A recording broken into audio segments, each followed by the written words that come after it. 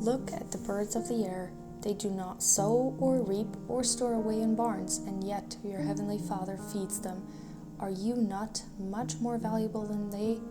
Matthew 6:26 and 27.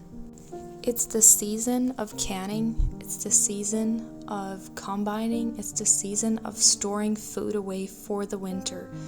And I think it's a beautiful time of the year, and I personally really enjoy storing away food for the winter, even though we know that our Heavenly Father will look after us. But I think there's nothing wrong if we store food away for the winter. I think it's a very special process, and I think it is important that we sometimes take care of things. But also not forget that He is always there and that He really cares for us. He really does care for us if we just think how much He cares for the birds and how much more valuable are we because He literally died for us. So I just thought it was a very interesting thought, so I thought I would share.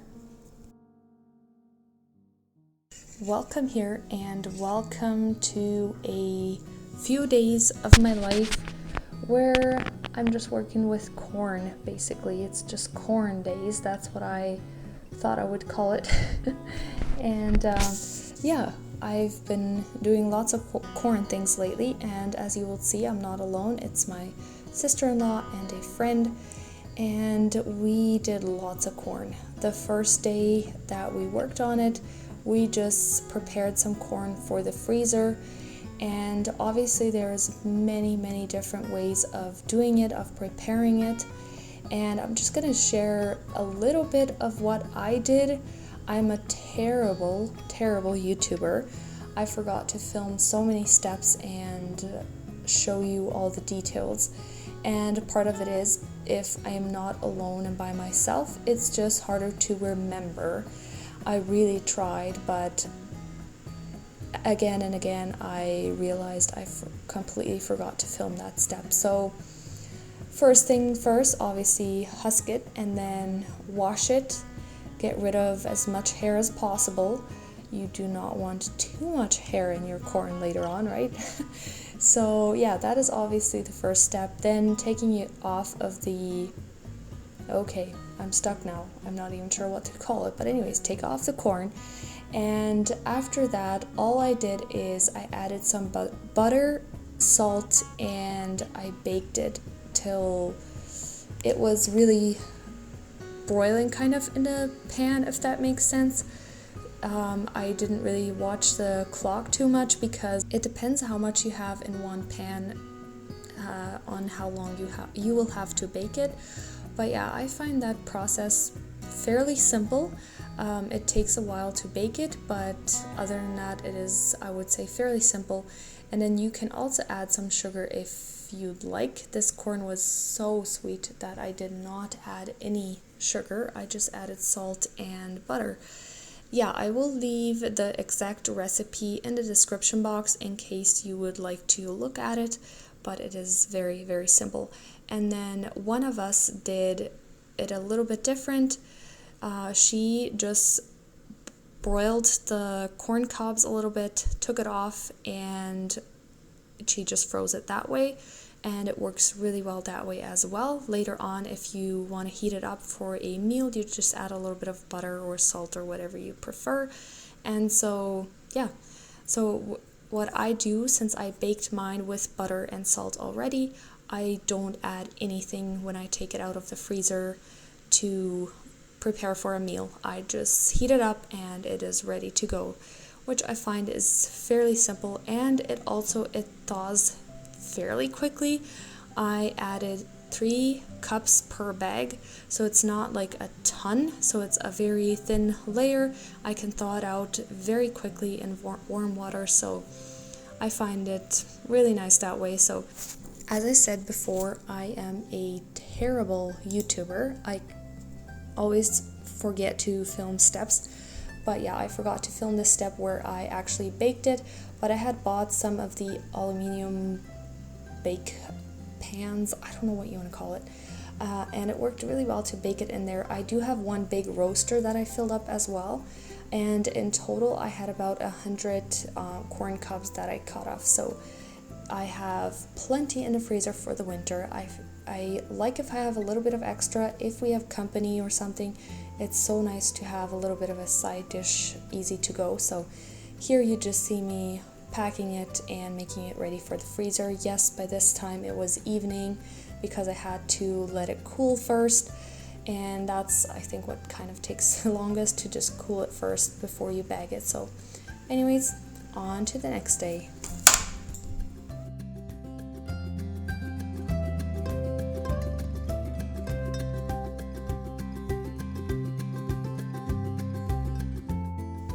The next morning, again, we did some husking, and this day, the second day, we didn't have as much corn to do.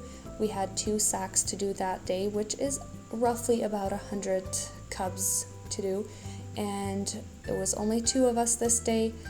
And this time we brought our table out and we cut it off outside, and it saved us a very sticky floor inside. So if the weather is nice, this is actually a very nice little trick to do it outside. You don't have to worry about the corn that gets to the floor, because there will be some corn on the floor, trust me, no matter how careful you are. But yeah, and then we wanted to make some tamales, corn tamales. If you are not familiar with them, I will explain the process here a little bit. Tamales are a Mexican thing, I believe. But yeah, first thing we did was kind of blend up the corn a little bit. We don't blend it like completely, but blend it somewhat. And then this is the ingredients that we used: butter, olive oil, chicken bouillon, tomato bouillon, and salt, pepper, garlic salt, chile colorado, taco salt, and chicken that I had cooked the day before, and I had shredded it to add to the mixture. And then I know it looks a little bit strange that we have it in a cooler, but I do not have a big enough container to mix it all up, so we used the cooler to mix it all up nicely.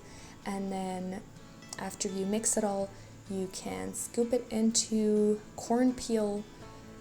I think that's what you call it, corn husk. I don't know. I just buy these. They are dried. They are ready to use. I just soak them in warm water for a little bit to get them nice and soft, so we can roll them up. And it is, I guess, a little bit of a time-consuming job, but it is fairly simple, fairly easy to do. Yeah, and then we just take a little piece of twine and just make sure that they will not open while we handle them or while they cook. And after we had enough, we filled up our pots, and then we pressure cook it for 30 minutes. And after that, just let it cool, and it is ready to put in the freezer. It's fairly simple.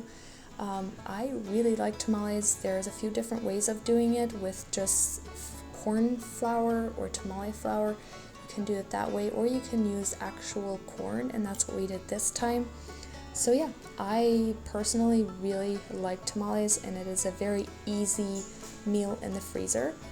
And yes, if you pressure cook it, we do have a little bit of water in the bottom, and then a little bit of a riser, or I don't know what you call that. Have that in the bottom, and then put the tamales on and pressure cook them that way.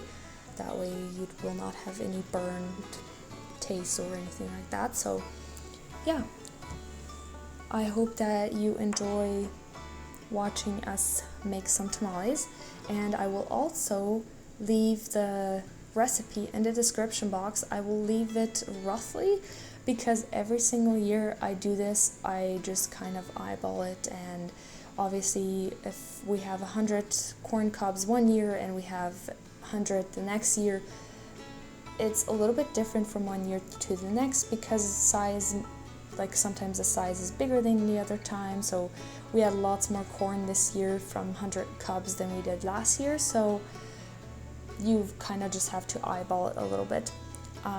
But yeah, one thing that I did not mention, we did also add tamale flour. I did not put that in the picture, but I will try to insert a picture later on in the same clip so that you can see that we also use that. But then after they cooled a little bit, we vacuum sealed them. And yes, he was really trying to help, but it ended up not really helping that much because he cut it open again. But it was no big deal. I just sealed it again and it worked just fine. But yeah, we vacuum sealed all of the tamales to keep them fresh for longer. And I am really excited to have some ready-to-go meals in the freezer. I would call this kind of a meal if you have a salad with it or something. I think it's a very delicious, easy, simple meal. But yeah, and the total was 280-ish, so it was a lot of tamales, that's for sure. I hope you enjoyed this video, and I hope you have a wonderful rest of your day, and I will see you next time. Bye!